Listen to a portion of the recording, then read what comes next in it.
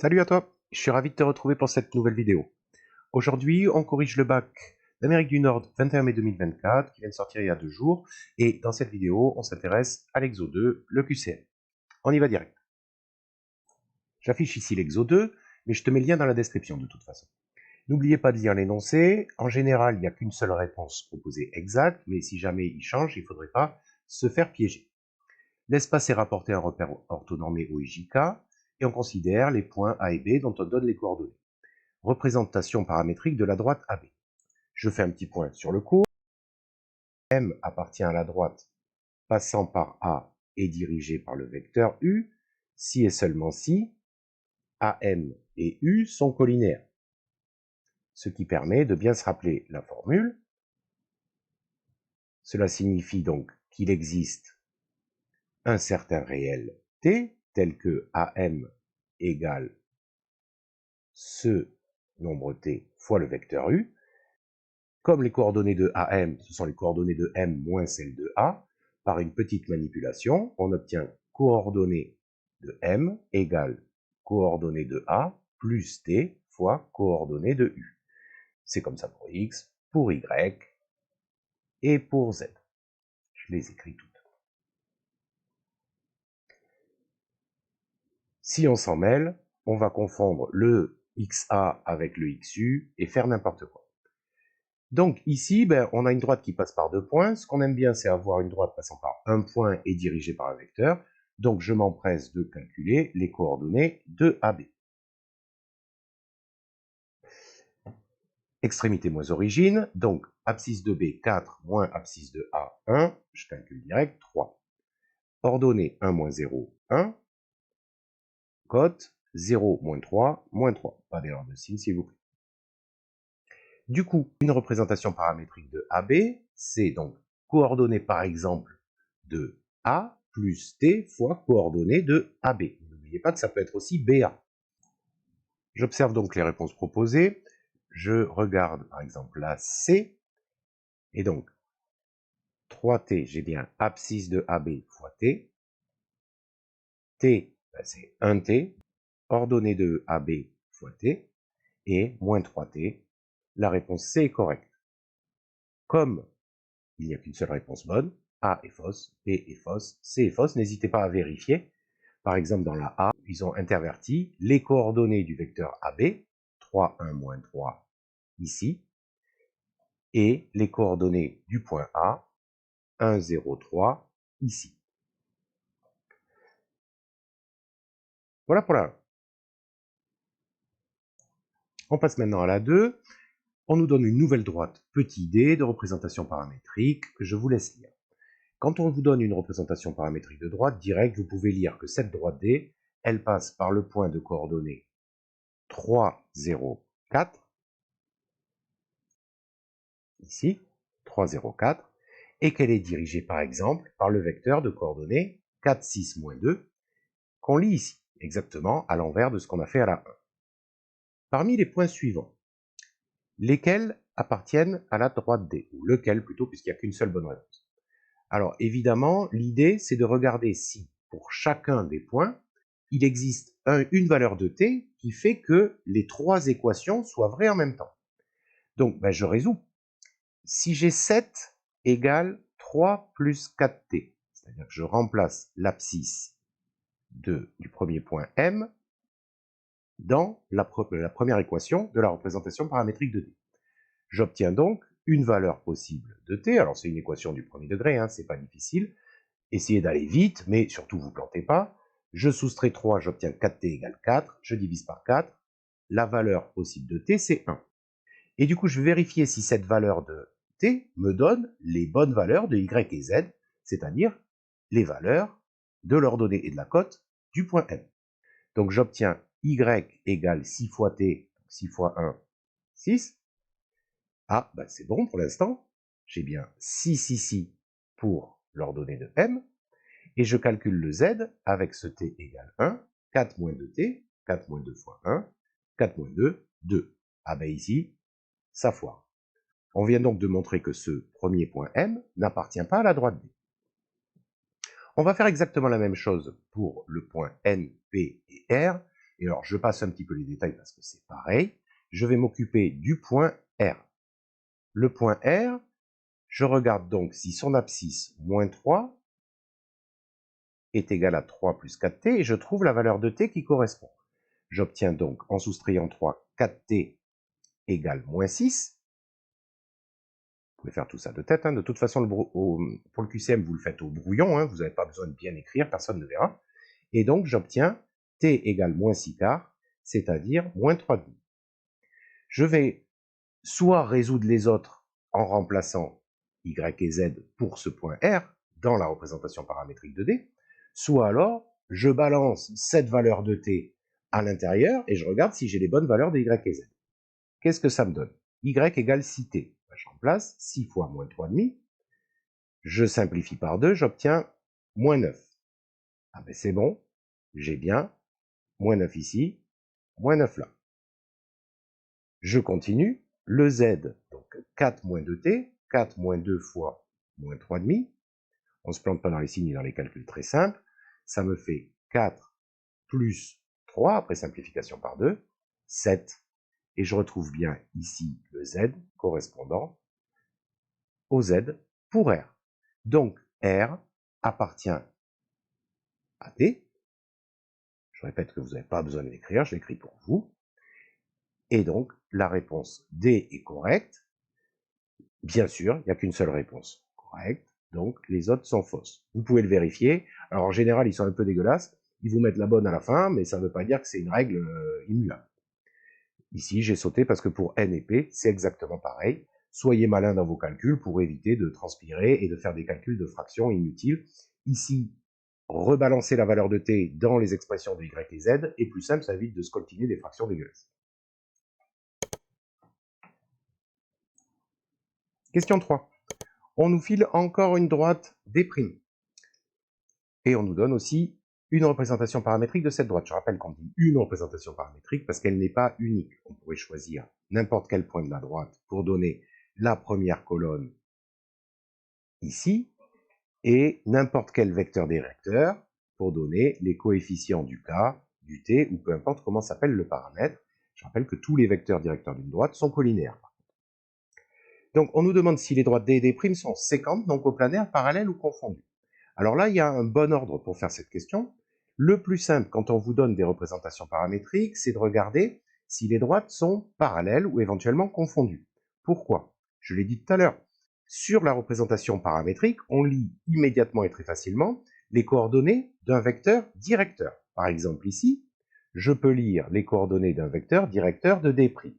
Donc je l'écris, mais vous, le jour du bac, vous n'avez pas besoin de l'écrire à part au brouillon. Donc U a pour coordonnées 3, moins 2, 1, vecteur directeur de D'. N'oubliez pas les signes, etc. Donc voilà un vecteur directeur de D'. Il est donc très facile de voir si ce vecteur-là est collinéaire avec un vecteur directeur de D, puisque je peux le lire exactement de la même façon. Donc lui, je vais l'appeler par exemple U', et je vais appeler U un vecteur directeur de D, que je lis, bien sûr, ici. Donc un vecteur directeur de D, coordonnées 4, 6, moins 2. Vecteur donc directeur de D. Je rappelle que deux droites sont parallèles, éventuellement confondues, c'est un cas particulier du parallélisme, si et seulement si leurs vecteurs directeurs sont collinéaires. Du coup, c'est hyper facile de voir si ces vecteurs sont collinéaires et d'en déduire si oui ou non ces droites sont parallèles.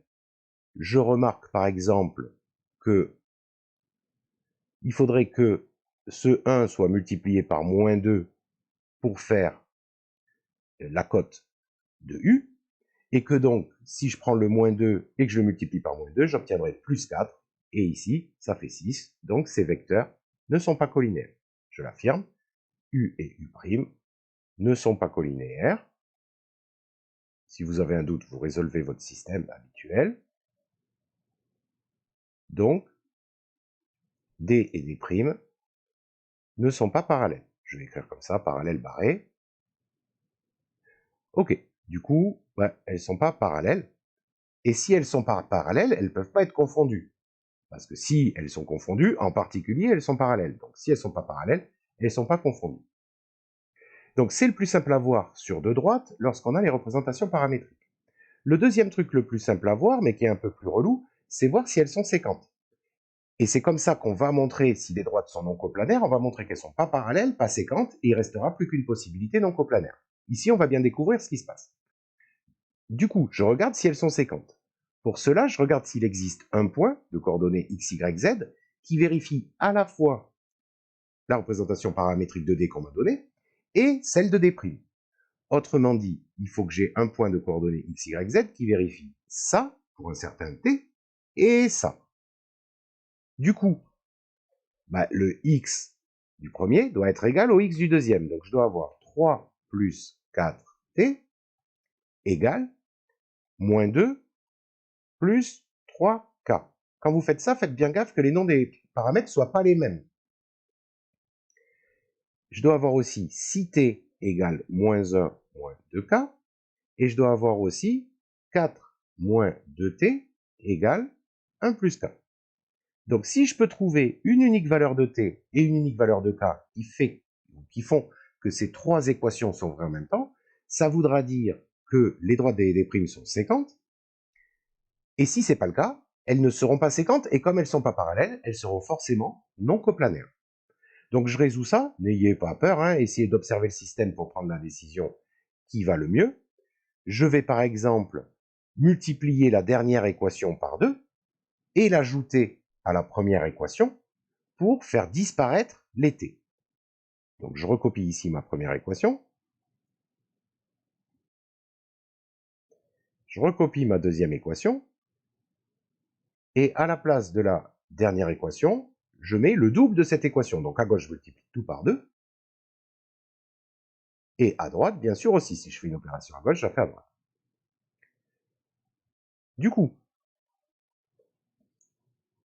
je peux maintenant ajouter ma première ligne et la troisième pour obtenir donc 3 plus 8, 11.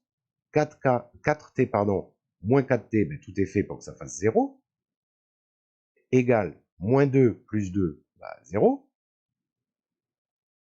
3k plus 2k, 5k. Comme je suis au brouillon, je ne suis pas obligé de me coltiner des systèmes longs à écrire en permanence. Je peux très bien trouver ici la valeur de k, puis l'injecter dans les autres. Moi, je vais faire proprement, juste pour pas faire un truc trop dégoûtant. Du coup, je recopie les deux autres. 6t égale moins 1 moins 2k. Et 8 moins 4t égale 2 plus 2k. Je vais continuer ici en dessous parce que j'ai pas trop la place. La première équation me donne l'unique valeur de k possible. Donc j'obtiens en divisant par 5, k égale 11 cinquièmes. Une valeur qui, on l'avoue, n'est pas très belle. Du coup, si je remplace cette valeur de k dans les autres, j'obtiens 6t égale moins 1 moins 2k, donc moins 22 cinquièmes. Et ici, je vais faire un peu le bourrin, même si normalement, ce n'est pas autorisé de continuer à calculer dans le système. Je le fais ici parce qu'on considère que c'est un pseudo-brouillon.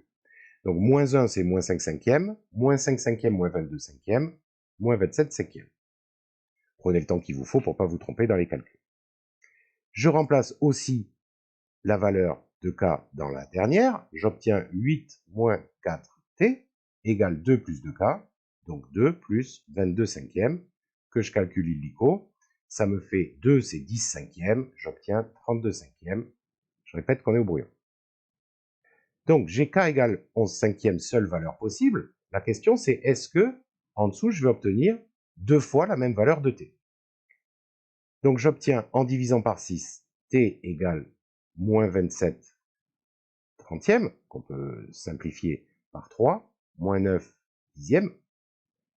Et dans la dernière, je peux par exemple envoyer cette valeur de t ou résoudre la dernière. Je vais faire la première méthode. 8 moins 4 fois moins 9 dixièmes est-il égal à 32 cinquièmes. Je vais essayer de calculer rapido en bas. Donc j'obtiens 8 plus 2 fois 9 cinquièmes, après simplification par 2 et gestion des moins, est-il égal à 32 cinquièmes?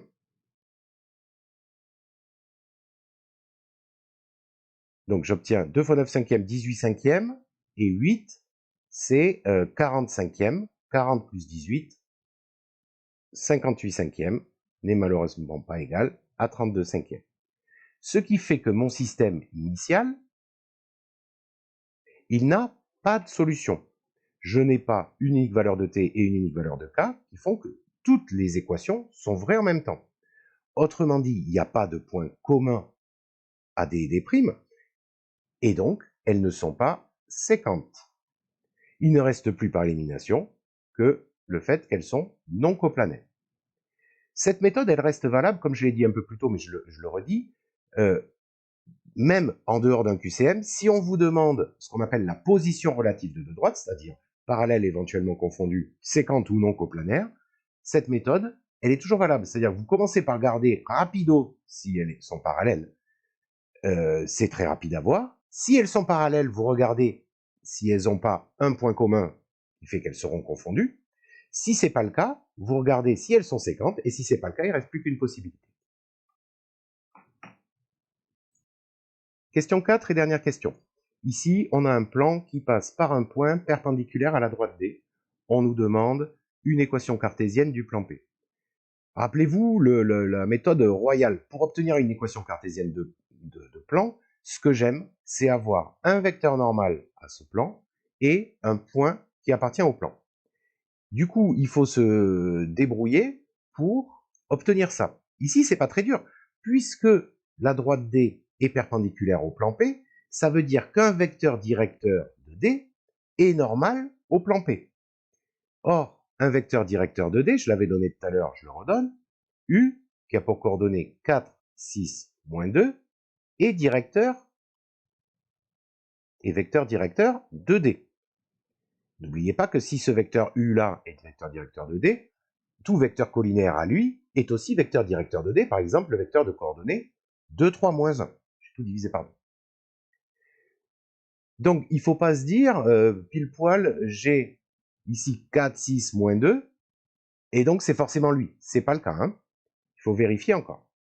En tout cas, le vecteur normal que je lis dans la deuxième question A, donc on va l'appeler C, il a pour coordonnées moins 1, 1, moins 4. Et ce vecteur-là, de coordonnées moins 1, 1, moins 4, il n'est pas collinaire à U.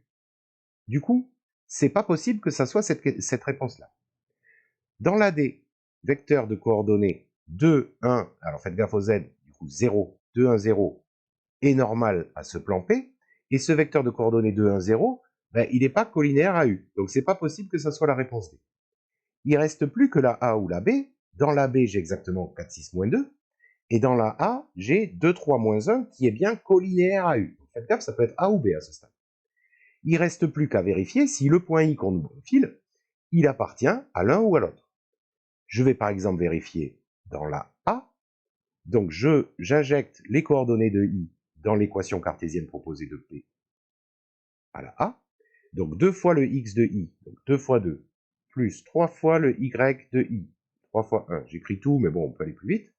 Moins Z, donc moins 0, moins 7, égale. Je calcule ce machin. 4 plus 3, moins 0, moins 7. Ça fait bien 0. Conclusion, ce qu'on se dit, mais qu'on n'a pas besoin d'écrire un jour du QCM. Donc, mon point I, il appartient bien au plan dont l'équation cartésienne est donnée à la A. Ce plan-là, il est bien perpendiculaire à la droite D, et il passe par I, forcément, c'est le bon. Réponse A correcte, enfin cette réponse-là A, hein, il y a eu un bug d'écriture. Et vous pouvez, si vous avez le moindre doute, vérifier que le point I, il n'appartient pas au plan dont l'équation cartésienne est donnée en B. En effet, 4 fois 2, 8, plus 6, donc 8 plus 6, 14, plus 9, ça ne fait pas 0. Et donc, c'est bien faux. J'espère que cette correction t'a plu. N'hésite pas à me poser des questions si tu en as. J'ai essayé de faire court, mais en expliquant un petit peu. J'espère que ça correspond à tes attentes. En tout cas, je te dis à la prochaine. Porte-toi bien. Ciao.